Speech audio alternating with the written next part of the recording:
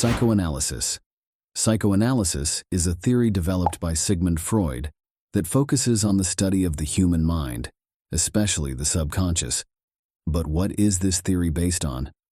Well, simply put, on four simple pillars: drive, conflict, repression, and the unconscious.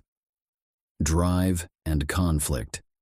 This is the force that controls or directs our actions and thoughts, creating internal conflicts. Freud believed that drive is what creates conflict, and the most interesting part is that these conflicts are entirely inherent in the human mind. This can create some tension, and the brain opts for repression. What is repression? Suppression. This brings us to the explanation of a basic attitude in people when they find themselves involved in embarrassing events. Suppression is responsible for suppressing these effects, but not eliminating them. In general, it is most powerful when we erase childhood memories, no matter how intense they are. These memories don't really go away, they're just suppressed. And where are they stored? The unconscious mind. Freud explained that the unconscious mind holds a significant portion of memories that we don't want to keep, or deeper things that are rooted in our principles. This can be seen through dreams, which led him to develop techniques for interpreting dreams, exploring Freudian slips, and similar aspects of our minds that we don't want to confront. Gestalt psychology.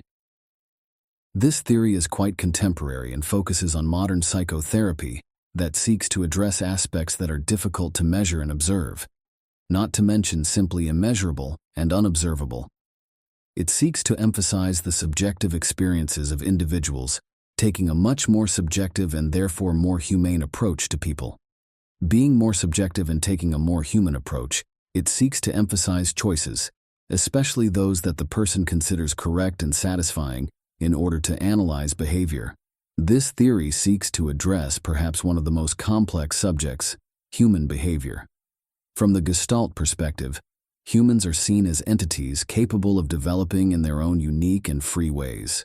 The ability to make decisions and direct one's own development is one of the most important aspects to be explored, allowing the patient to play a more active role in constructing his or her reality. In other words, Gestalt theory posits that the individual is capable of self-determination, moving away from perspectives that seek to minimize or limit the understanding of the human being to mere observable aspects. It focuses on freedom and autonomy as fundamental pillars of psychological development. However, a word of caution: one should never confuse Gestalt psychology with Gestalt therapy, as one is a theory that seeks to fully understand the human experience, and the other is the practical application of these principles, but from a more clinical perspective that focuses on the individual understanding of the patient. Piaget's learning theory. This theory was developed by the Swiss researcher Jean Piaget, who explained that people construct themselves through personal experiences. It is a theory that is similar to, but not identical with, behaviorism. Although it may seem obvious, this theory is based on the idea that learning must be built on the foundation of individual experiences, where each person interprets new situations based on past experiences, creating a unique understanding. In addition, Piaget's theory accepts the influence of biological factors, such as genetics and inheritance in the learning process. Furthermore, the theory explains that there must be constant interaction between the individual and his or her environment. At the same time, it has been controversial as a theory that is somehow related to Darwinism, suggesting that biological and genetic evolution influence human learning. Despite appearances, the theory has been quite helpful in the cognitive analysis of individuals.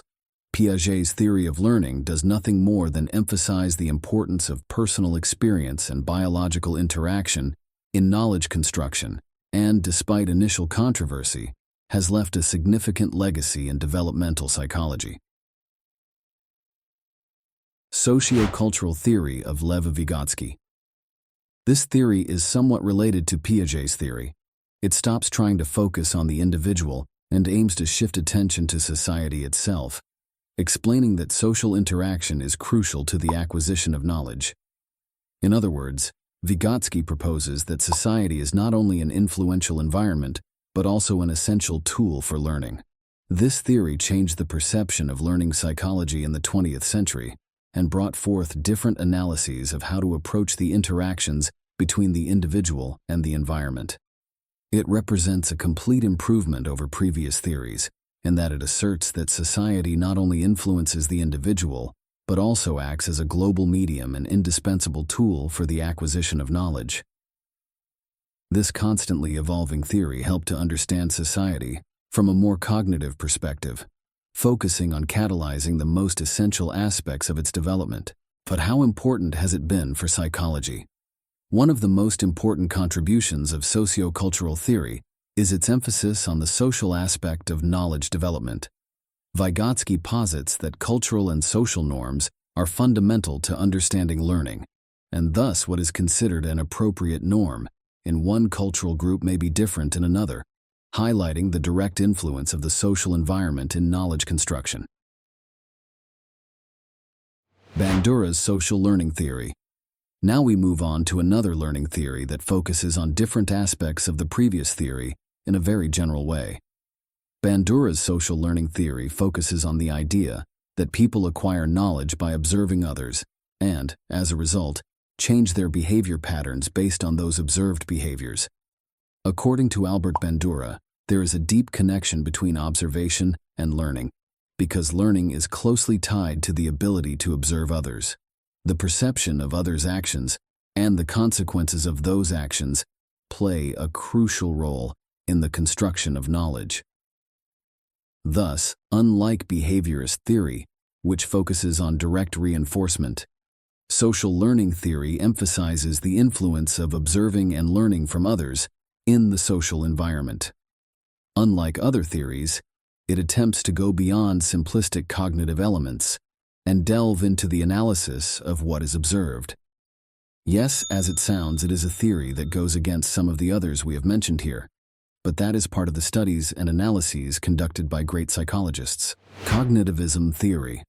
Edward Tolman was the person who introduced this theory, which aimed to analyze the mental processes of perception, thought, and memory that were considered unobservable. Thus, through behaviorism, he showed that learning involves internal processes and problem-solving, challenging traditional behaviors ideas. Cognitive psychology has thus sought to explore these processes and delve into understanding how the mind processes information and behavior, even manifesting itself in studies of semantic encoding and memory. Aside from the fact that this has helped to understand many cognitive disorders, I feel that it has been of real value to the world of psychology and cognitive behavioral therapy in recognizing the importance of internal processes in changing dysfunctional thought patterns. Thus, influencing behavior brings significant improvement to this field. Humanistic psychology. Perhaps one of the most interesting theories is humanistic psychology, which clearly focuses on the human being from a global perspective and is not limited to a single area, unlike other theories.